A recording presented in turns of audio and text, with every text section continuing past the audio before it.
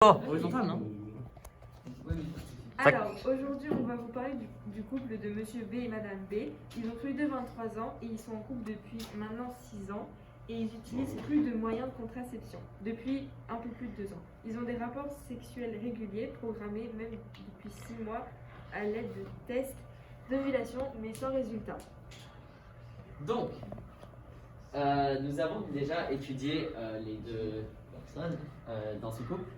Premièrement, le cas de l'homme B.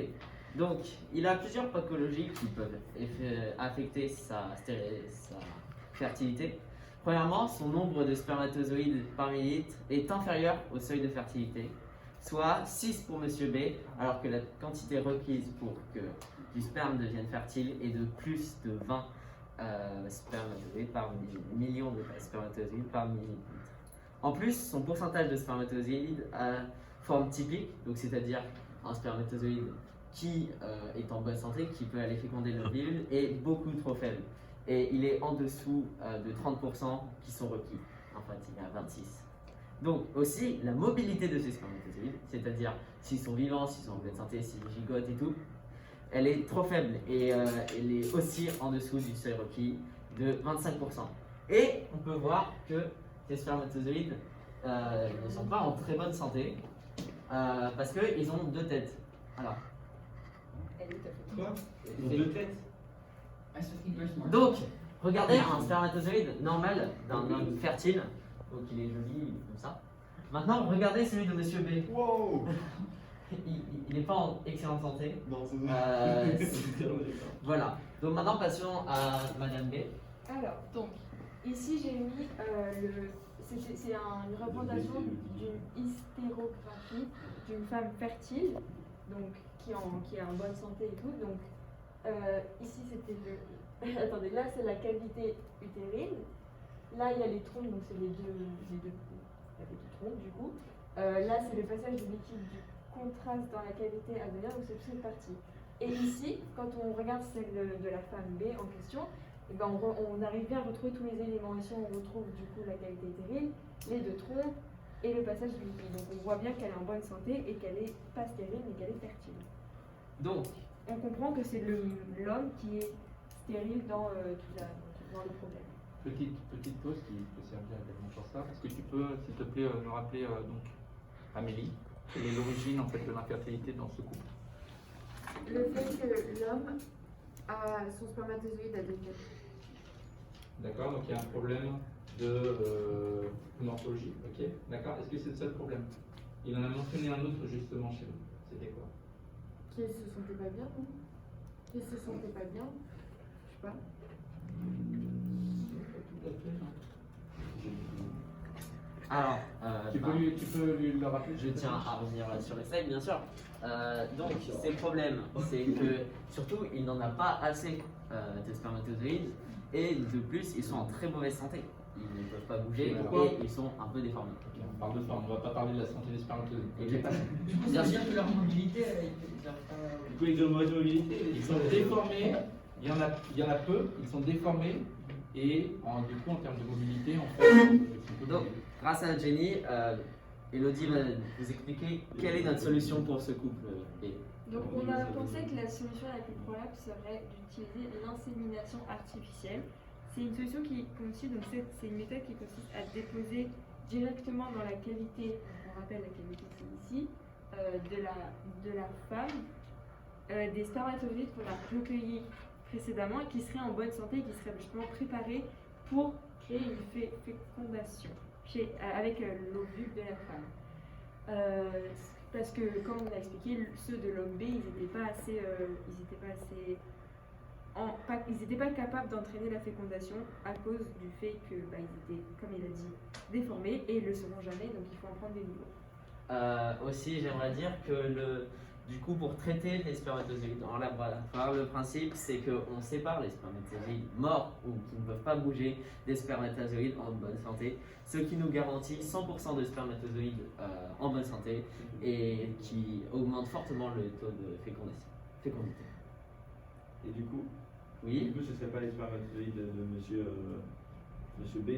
Non, ce ne serait pas les siens? Non, ça serait les siens. Du coup, Ouais. ce serait les siens, mais je croyais qu'ils étaient en bonne santé. Bah oui, mais je te signale que quand tu regardes le slide, 30% sont en bonne santé. parce que même si ils sont pas tous en bonne santé, il en reste qui sont en bonne santé. Du coup, il faut sauver ce qui reste. Comment est-ce qu'on fait ça?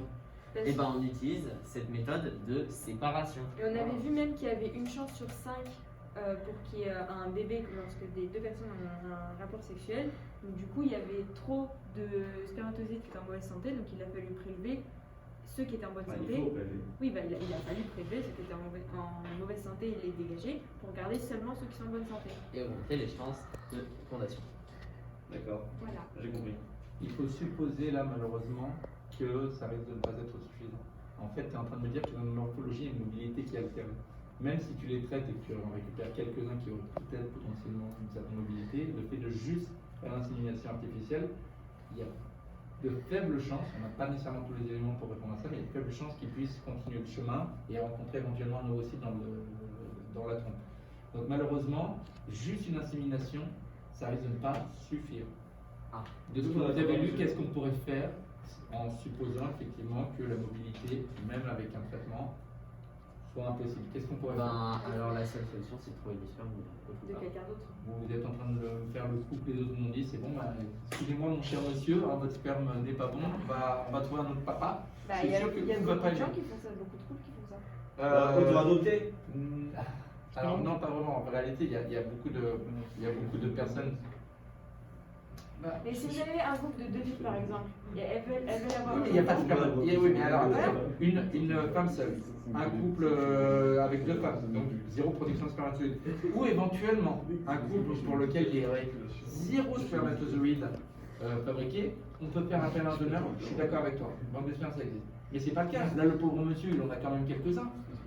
Qu'est-ce qu'on pourrait faire justement en supposant que d'eux-mêmes ils n'arrivent pas à faire le Bah, trajet? alors dans ce cas-là, il faudrait en garder. Ah, pour faire bah, en sorte qu'il y ait plus. Ça, ça Il va être faudrait garder certains qui sont en mauvaise santé pour faire en sorte qu'il y ait plus de bonne santé. Et que, Les économies, c'est ça. Voilà. On les met dans une tirelire à spermatozoïdes. Mais ben, un bout qui se Clémence, qu'est-ce qu'on pourrait faire? on pourrait faire une fivette. Ok, c'est quoi une fivette? C'est le principe d'amener directement le spermatozoïde à l'ovule. Ok, c'est plus précisément. C'est-à-dire que on prend une aiguille comme ça Tu et insères directement dans le Ah ouais, d'accord, on a dans des le l'ovaire de la fille. Alors pardon bien. regarde, on prend une aiguille et au lieu de faire, Bonne aiguille, au lieu de les mettre là et Pour ce qu'ils qui aillent qu'ils aient eux-mêmes à de leur faire, chemin, ben, on met directement et ben on fait ici. Je vais chaud. Non, c'est pas ça. Non, on prend les prépare œufs. D'abord les ovocytes, ensuite séparément nous faisons la fécondation ou non. Du coup, dans ce cas-là, on On choisirait, va faire après. on ferait justement la séparation avec, pour pouvoir justement prendre les meilleurs des spermatozoïdes et ensuite on les fait se féconder entre eux. On les laisse. effectivement oui. utiliser la méthode de la fillette. Parce qu'encore une fois, votre système, il marche bien, mais il y a trop de risques en fait.